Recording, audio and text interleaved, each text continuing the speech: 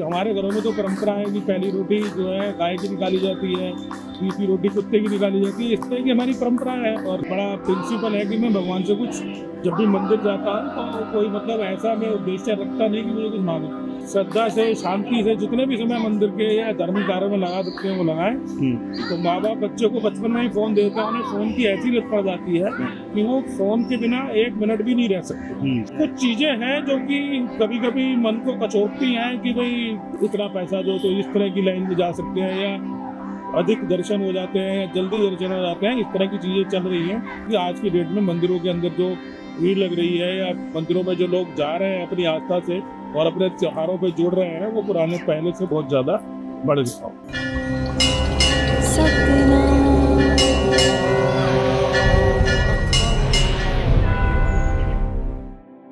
घर के अंदर भी ये प्रवृत्ति पहले से ही मौजूद थी और जहाँ पे मेरा एजुकेशन हुआ वो दिल्ली में कमर्शियल सीनियर सेकेंडरी स्कूल है। वहाँ पर जो है प्रतिदिन श्रीमद् भगवद गीता का पाठ कराया जाता है और संस्कृत भाषा के अंदर भी हमारे विषय में ऐसी कुछ भक्ति हरि वगैरह के चैप्टर थे जिनकी वजह से हमें यह अध्यात्म की तरफ से शुरू से ही रुचि बनी या अच्छी शिक्षा प्राप्त हुई जिससे हम लोग अपने संस्कार या अपनी पुरानी पुरातन परंपराओं को जानने के इसमें आए और वहीं से मेरी धीरे धीरे रुचि बनती चली। अध्यात्म का जो बेसिकली ये है कि जो हमारा जीवन का उद्देश्य क्या है। अगर हमारे जीवन का उद्देश्य ये है कि भाई हम लोग कुछ ये समाज में आए हैं जिन लोगों के साथ या जो भी मनुष्य रूप में या जो और लोग हैं जो भी जितनी भी यहाँ पे जातियाँ हैं उन सबका मनुष्य किस तरह से कल्याण कर सकते और वो तभी संभव होगा जब हम लोग आपस में परस्पर सहयोग करें।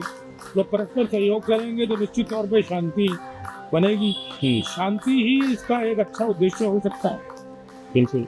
अभी जैसे आप कबूतरों को पानी दे रहे थे और दाना वगैरह डालते हैं, ये सलाह आपको किसी ने दी कि ये सब चीज़ें करने से ऐसे होगा? नहीं, ऐसा मेरे साथ कुछ नहीं है। मैं तो देखता हूँ कि भी प्रकृति में और अन्य जब जीव जंतु हैं या जो भी प्राणी यहाँ पे रहते हैं उन सबका भी उतना ही हक है प्रकृति पे।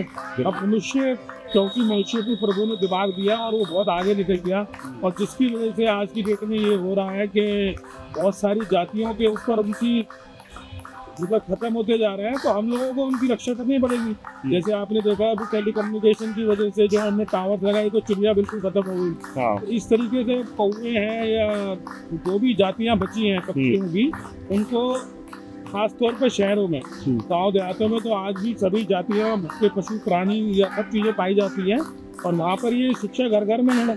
सुबह हमारे घरों में तो परंपरा है कि पहली रोटी जो है गाय की निकाली जाती है, दूसरी रोटी कुत्ते की निकाली जाती है। इस तरह की हमारी परंपरा है और हाल में जो हमारा पूरा सिस्टम है उसके अंदर हमारे जैसे अपने पुरखों के लिए हम लोग 15 दिन के संस्कार करते हैं, धर्म संस्कार करते हैं। तो इस तरह की परंपरा है तो ये हमें वहीं से अपने मतलब सिस्टम में ऐसा है कि ये चीज़ें हमें मिल जाती हैं। कुछ ना कुछ हमसे होना चाहिए क्योंकि हम अन्य लोगों के लिए भी कुछ ना कुछ करें। हाँ, आपको भगवान के कभी सपने आए?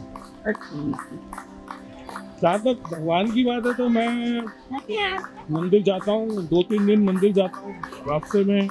तो सपना की तो ऐसी कोई बात नहीं है, लेकिन कभी कभी जो मन विचलित होता है किसी सांसारिक बात के ऊपर तो हम थोड़ा ध्यान करते हैं दिन के अंदर कि भाई भगवान थोड़ा ऐसे करो वैसे करो या मांगते हैं अपने मन के अंदर। तो उस समय या रात्रि में ऐसा लगता है कि भाई हम बात कर लें। मेरा एक बड़ा प्रिंसिपल है कि मैं भगवान से कुछ जब भी मंदिर जाता हूँ तो कोई मतलब ऐसा मैं उद्देश्य रखता नहीं कि मुझे कुछ मांगो, क्योंकि मेरा ये मानना है कि भगवान को सब पता है, उसे सब दिखाई दिया तो उससे मांगने की आवश्यकता ही नहीं है। उसे पता है कि हमें क्या देना है, कब देना है और हमारा कौन सा उद्देश्य है, कब पूरा होना है या करना है। तो मैं उनसे जो है खाली प्रार्थना करता हूँ, उनका नाम कोशिश करता हूँ कि सच्चे मन से ले पाऊँ और पूरे मन से कोशिश करता हूँ क्योंकि उनकी प्रति मेरी आस्था जो है जगह और मैं अच्छे काम कर जो भी मेरे से अच्छे काम हो सकते हैं। जैसे कोई त्योहारों पे हमारे यहाँ परंपरा है कि भंडारा लगाया जाए, संगत को जिमाया जाए।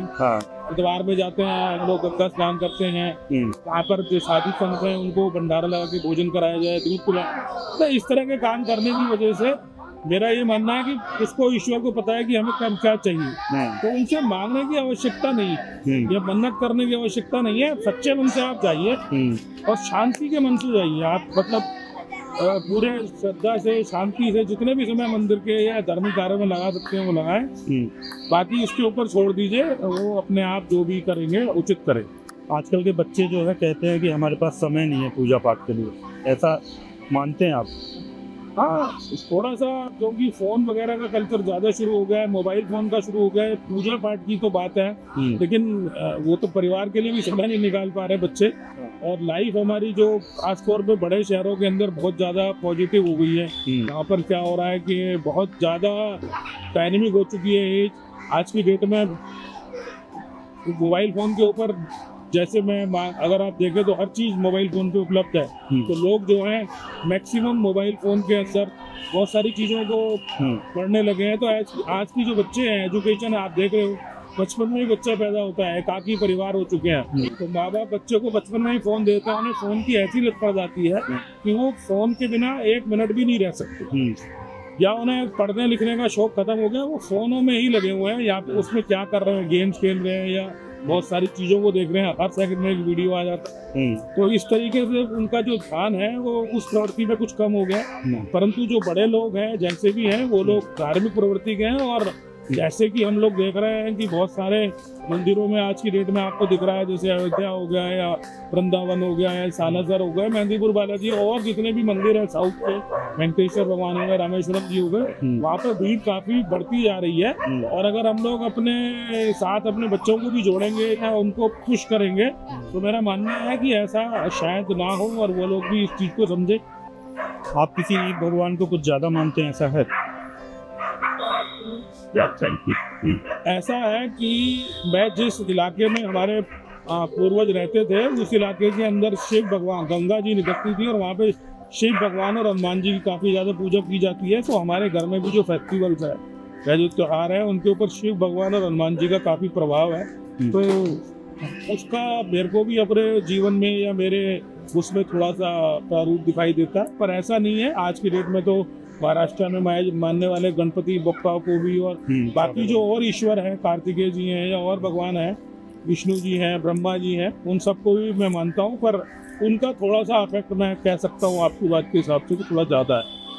आप अमीरी गरीबी, जैसे क्या होता है कि अमीर लोग ज़्यादा पूजा करते हैं, गरीब लोग कम करते हैं, ऐसा मानते हैं आप? नहीं, ऐसा बिल्कुल भी नहीं है मेरे हिसाब से। ये तो अपनी श्रद्धा और भक्ति की भाव है। ऐसी कोई जरूरत नहीं है कि कोई अमीर आदमी बहुत ज़्यादा पूजा करेगा। ये हो सकता है कि अमीर आदमी उसे भव्य रूप से करने का प्रयास करे या उसके पास ज़्यादा साधन है तो वो संपन्नता दिखाई दे। लोगों को ये भ्रम हो सकता है कि वो अमीर आदमी जो है वो बहुत ज़्यादा पूजा पाठ कर रहा है, क्योंकि वो अपने साधनों की वजह से उसको बड़ा भव्य रूप दे सकता है। परंतु मेरा मानना ऐसा नहीं है कि गरीब आदमी पूजा नहीं करता। गरीब आदमी अपनी श्रद्धा के हिसाब से, और हमारे भारत में भी तो खास तौर पे सभी त्यौहार गरीब आदमी भी उतनी ही मन से बनाता है जितना उसकी सामर्थ्य होती है। और ईश्वर में कोई ऐसा भेदभाव अमीरी का, गरीबी का, जात पात का नहीं। अभी आपने कोई ऐसी धार्मिक यात्रा की इस बीच में? हाँ, समय समय पर हम धार्मिक यात्राएं करते रहते हैं।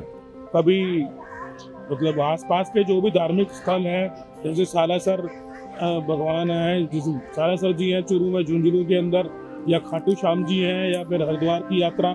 अभी मैं हरिद्वार की यात्रा पे गया था, वहाँ पर काफ़ी मंदिर वगैरह बन गए हैं, मनसा देवी है, वहाँ पर भी जाने का सौभाग्य प्राप्त हुआ। तो इस तरह की यात्रा है छोटी आसपास के क्षेत्रों में जाने की मैं करता रहता हूँ।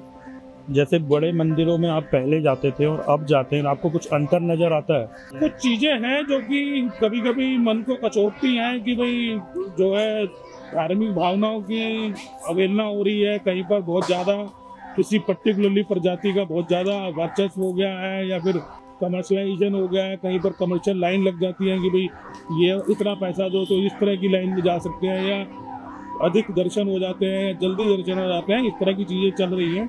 परंतु ये तो समाज है, ये दुनिया है, तो इसमें ऐसा चलता रहेगा।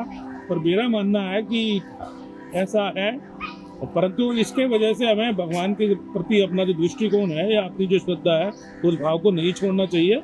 और मेरा तो दूसरा, मैं ये देख रहा हूँ कि आज की डेट में मंदिरों के अंदर जो भीड़ लग रही है या मंदिरों में जो लोग जा रहे हैं अपनी आस्था से और अपने त्योहारों पे जोड़ रहे हैं, वो पुराने पहले से बहुत ज़्यादा बढ़ गया है।